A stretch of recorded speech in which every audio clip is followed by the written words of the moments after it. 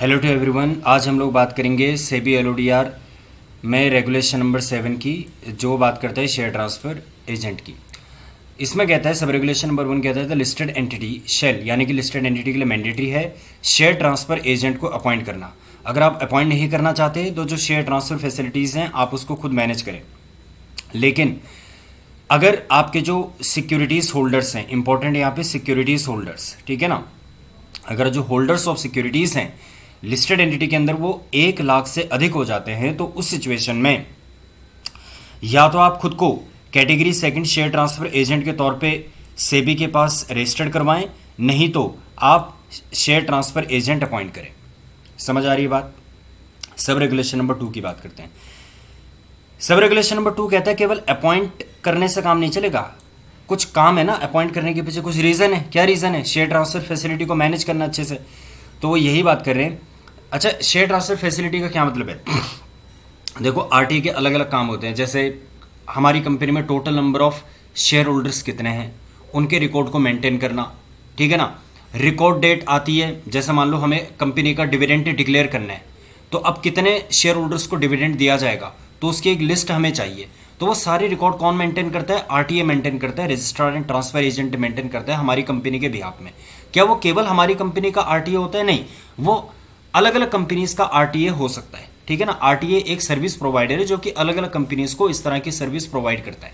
मान लो कल को हमें रिकॉर्ड चाहिए कि भाई ये एक पर्टिकुलर शेयर होल्डर है, इसने कहा कि मुझे आईईपीएफ में जो मेरे शेयर ट्रांसफर हो चुके हैं मुझे उन्हें क्लेम बैक करना है, तो इस चीज़ का रिकॉर्ड भी हम किससे मांगेंगे? आरटीए से मांगेंगे कि इसके जो शेयर्स हैं वो कब कब ट्रांसफ़र हुए आईईपीएफ अथॉरिटी के पास, इसके डिविडेंड कितना डिविडेंड इसका बनता है, वो सारा रिकॉर्ड हम आरटीए से लेंगे। आरटीए हमारे बिहाफ में शेयर होल्डर्स के रिकॉर्ड को मेंटेन करके चल रहा है। समझ आ रही बात? तो ये आरटीए होता है, ठीक है ना। तो लिस्टेड एंटिटी के लिए या तो भाई लिस्टेड एंटिटी के अंदर इतना तगड़ा इंफ्रास्ट्रक्चर है कि वो खुद से ये सारे रिकॉर्ड मेंटेन कर ले, ठीक है, तो वो यही बात करें, या तो आप खुद से मैनेज कर लो। अगर आपके बस का नहीं है तो फिर आप शेयर ट्रांसफर एक डेडिकेटेड सर्विस प्रोवाइडर को अपॉइंट करो, ठीक हो गई बात। अच्छा, अब कहते हैं the listed entity shall ensure that all activities in relation to the share transfer facility are maintained either in house or by the registrar to an issue and share transfer agent registered with the board. तो यही बात करें कि जो भी ये है listed shall ensure that all the activities, मैंने आपको बताया ना क्या क्या एक्टिविटीज होती हैं, कि पूरा रिकॉर्ड मेंटेन करना, टॉप शेयर होल्डर्स, हमारे टॉप 10 शेयर होल्डर्स कौन कौन है, वो सारे मतलब शेयर होल्डर्स या डिवेंचर होल्डर्स या कितने भी सिक्योरिटीज होल्डर्स हैं उनके रिकॉर्ड को प्रॉपरली मेंटेन करने की जिम्मेदारी किसकी होती है? आरटीए की होती है, ठीक है। तो वो यही बात कह रहे हैं कि आपको प्रॉपरली मेंटेन करना पड़ेगा। या तो आपने आरटीए अपॉइंट कर रखा होगा, नहीं अपॉइंट कर रखा तो आप खुद से कर रहे होंगे। तो वही बात वो कह रहे हैं सब रेगुलेशन नंबर 2 में कि भैया ठीक से मैनेज करना इस चीज़ को। रेगुलेशन सब रेगुलेशन नंबर 3 की बात करते हैं। ये कहते हैं the listed entity shall submit compliance certificate to the exchange. Exchange मतलब एनएससी या बीएससी। तो जो लिस्टेड एंटिटी हैं इनको कंप्लायंस सर्टिफिकेट भी सबमिट करना पड़ेगा स्टॉक एक्सचेंज को, ड्यूली साइंड बाय, जिसमें सिग्नेचर होने चाहिए कंप्लायंस ऑफिसर, भाई जो कंपनी होगी कंपनी का कंप्लायंस ऑफिसर होगा जो कि सीएस होता है, of the listed entity and the authorised representative of the share transfer agent. जो शेयर ट्रांसफर एजेंट होगा उसका कोई ऑथराइज्ड रिप्रेजेंटेटिव होगा, वो भी सिग्नेचर करेगा वेन एवर एप्लीकेबल, ठीक है, wherever applicable within. अच्छा, ये कंप्लाइंस सर्टिफिकेट आपको कब तक जमा करना है? With in 30 days from the end of the financial year. Financial year जैसे ही आपका एंड होगा उसके 30 दिनों के अंदर अंदर। तो अभी हमारा फाइनेंशियल ईयर कौन सा एंड हो रहा है? 22-23 का फाइनेंशियल ईयर एंड हुआ, ठीक है, 31 मार्च 2023 को एंड हो गया। तो 30 अप्रैल 2023 तक हमें क्या करना पड़ेगा, क्या करना रहा होगा? सबमिट करना रहा होगा ये कंप्लाइंस सर्टिफिकेट, ठीक है, for the financial year 22-23, certifying the compliances with the requirement of सब रेगुलेशन नंबर 2। सब रेगुलेशन नंबर 2 के जो कंप्लाइंसेस है वो हमने किए हैं। अब मैं इसके रिगार्डिंग आपको एक एग्जांपल दे देता हूँ। ये देखो, यहाँ पे मैंने बीएचईएल का एक यहाँ पे निकाला हुआ है। देखो, बीएचईएल का लेटर हेड है, भारत हेवी इलेक्ट्रिकल्स लिमिटेड, 7 अप्रैल 2023। मैंने आपको क्या बोला था कि 22-23 का जो हमारा फाइनेंशियल ईयर एंड हुआ 31 मार्च 2023 को एंड हुआ होगा, 30 अप्रैल तक की हमारे पास ड्यू डेट थी, ठीक है ना, कंप्लायंस सर्टिफिकेट सबमिट करने की। तो इन्होंने 7 अप्रैल को ही सबमिट कर दिया है। देखो क्या लिखा है यहाँ पे, सर्टिफिकेट अंडर रेगुलेशन नंबर 7 सब रेगुलेशन नंबर 3। यही बात मैंने आपको बताई है। रेगुलेशन नंबर ये हो गया रेगुलेशन नंबर 7 सब रेगुलेशन नंबर 3, इसका ये कंप्लाइंस कर रहे हैं। Pursuant to Regulation number 7, Sub-Regulation number 3 of the Securities and Exchange Board of India, Listing Obligation Disclosure Requirement Regulation 2015, we are sending herewith compliance certificate dated 7 April 2023 in respect of BHEL, duly signed by authorized signatory of RTA, ठीक है ना। RTA का नाम क्या है, messrs Alankit assignments limited and company secretary of BHEL. तो लिखा था सब रेगुलेशन नंबर 3 में कि जो कंप्लायंस ऑफिसर है उसके भी सिग्नेचर होंगे और जो ऑथराइज्ड रिप्रेजेंटेटिव है आरटीए का उसके भी सिग्नेचर होंगे, ठीक है। For the year ended 31 March 2023। This is for your information in record, thanking you yours faithfully. ये राजीव कालरा, ये कौन हो गए जी, राजीव कालरा के डिजिटल सिग्नेचर हो गए, कंपनी सेक्रेटरी हैं।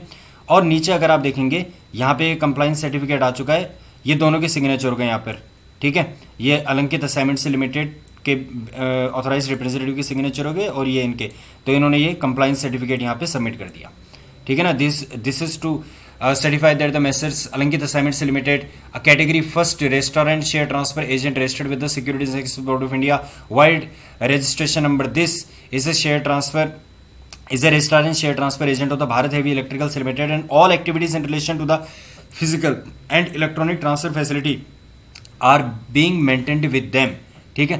तो ये कंप्लायंस सर्टिफिकेट इन्होंने इस तरह से सबमिट कर दिया है। अच्छा, सब रेगुलेशन नंबर 4 क्या कहता है, in case of any change or appointment of a new share transfer agent. अब ऐसा भी तो हो सकता है कि मैंने क्या बोला कि ये तो सर्विस प्रोवाइडर ना, जैसे इनके बीएचईएल के केस में हो गया मेसर्स अलंकित असाइनमेंट्स लिमिटेड, हो सकता है कि कल को ये किसी और सर्विस प्रोवाइडर को लेकर के आ जाएं। जैसे मान लो आपकी नेट, आप जो है वाईफाई की सर्विस लेते हैं, तो हो सकता है अभी आप किसी और की सर्विस ले रहे हो, 1 महीने के बाद आप किसी और की सर्विस लेना चाहेंगे, ठीक है, क्योंकि आपको इनकी सर्विस पसंद नहीं आ रही। तो वो यही कह रहे हैं, in case of any change or appointment in the new share transfer agent, अगर आपने नया शेयर ट्रांसफर एजेंट अपॉइंट कर लिया या आपने एग्जिस्टिंग वाले को बदल दिया, the listed entity shall enter into a tripartite agreement between the existing share transfer agent, the new share transfer agent and the listed entity in the manner as specified by the board from time to time। तो आपको एक ट्राइपेट्रिएट agreement में enter करना पड़ेगा। तो उस ट्राइपेट्रिएट agreement में क्या होगा कि जो एग्जिस्टिंग वाला होगा वो अपने राइट को फोरगो कर रहा होगा, जो नया वाला होगा उसको राइट असाइन किए जा रहे होंगे, और कंपनी के बिहाफ में ये सारा काम हो रहा है, तो कंपनी को भी पार्टी बनना पड़ेगा, ठीक है। तो बीएचईएल के साथ ऐसा हुआ था, इन्होंने ट्राइपेट्रिएट एग्रीमेंट देखो यहाँ पे सबमिट कर रखा है अपना, यहाँ पे देखो क्या कह रहे हैं, intimation of the tripartite agreement entered into between the old RTA, new RTA and the company. अच्छा, अब आप बोलोगे ये स्टॉक एक्सचेंज को क्यों भेज रहे हैं, यहाँ पे देखो क्या लिखना चाह रहे हैं, ये जो ये कह रहे हैं the listed entity shall intimate such appointment, ये जो सब रेगुलेशन नंबर 4 के अंदर आपका अपॉइंटमेंट हो रहा है, referred in sub regulation number 4 to the stock exchanges, आपको स्टॉक एक्सचेंजेस को बताना पड़ेगा within 7 days of entering into the agreement, agreement में एंटर होने के 7 days के अंदर अंदर आपको बताना पड़ेगा। तो अब जरा बीएचईएल का देखते हैं, ये कह रहे हैं कि जो एग्रीमेंट एंटर हुआ था ये 17 फरवरी 2023 को हुआ था, 17 फरवरी 2023 को ट्राइपेट्रिएट एग्रीमेंट इनके बीच में एंटर हुआ, और इन्होंने इंटीमेशन कब दे दी है, ऊपर देखो 22 फरवरी को इंटीमेशन दे दी, 22 फरवरी को इंटीमेशन दे दी, यानी कि 4-5 दिन के अंदर इन्होंने इंटीमेशन दे दी है, ठीक है। तो अब देखो इन्होंने लिखा है, in terms of regulation number 7 of the SEBI LODR regulation 2015, we would like to inform you that the company has entered into tripartite agreement on 17 February 2023 with messrs Alankit assignments limited, ये इनका नया वाला आरटीए है, and messrs KFin technologies formerly known as messrs KFin technologies private limited, ये old RTA है, ठीक है। तो ये इंटीमेशन इन्होंने दे दी कि भैया हम ट्राइपेट्रिएट एग्रीमेंट में एंटर कर चुके हैं नए आरटीए और पुराने आरटीए के साथ। तो इसकी भी डिटेल रेगुलेशन नंबर 7 के सब रेगुलेशन नंबर 4 और सब रेगुलेशन नंबर 5 के परसुएंस में इन्होंने स्टॉक एक्सचेंज को सबमिट कर दिया। आगे ये कहते हैं सब रेगुलेशन नंबर 6 में, the agreement referred in sub regulation number 4, ये जो सब रेगुलेशन नंबर 4 का एग्रीमेंट है, shall be placed in the subsequent meeting of the board of director. तो इन्होंने 17 फरवरी को एग्रीमेंट में एंटर किया था, उसके बाद इन्होंने 22 फरवरी को स्टॉक एक्सचेंज को इंटीमेट किया था। अब मान लो इनकी मीटिंग हो रही है मार्च में इनकी मीटिंग हुई, ठीक है ना, से फॉर एग्जांपल 16 मार्च को मीटिंग हुई, तो जब बोर्ड मीटिंग होगी तो बोर्ड मीटिंग का एजेंडा बनता है, बोर्ड मीटिंग का एजेंडा बनेगा, एजेंडा के अलग अलग आइटम्स होंगे, उनमें से एक आइटम ये होगा कि भाई हमने ये ट्राइपेट्रिएट एग्रीमेंट एंटर किया था, मतलब ये बात हमें बोर्ड के इंटीमेशन में लानी है। तो रेगुलेशन नंबर 7 सब रेगुलेशन नंबर 6 ने इस रिक्वायरमेंट को रखा हुआ है कि जो भी एग्रीमेंट ये ट्राइपेट्रिएट एग्रीमेंट हुआ है shall be placed in the subsequent meeting of the board of directors, board of directors की जो सब्सिक्वेंट मीटिंग होगी उसमें इसको रखा जाएगा, ठीक है ना। Provided that the requirement of this regulation shall not be applicable to the units issued by the mutual fund that are listed on the recognised stock exchange. तो ये एक इम्पॉर्टेंट रेगुलेशन है, ये इंटरव्यू में पूछा जा सकता है।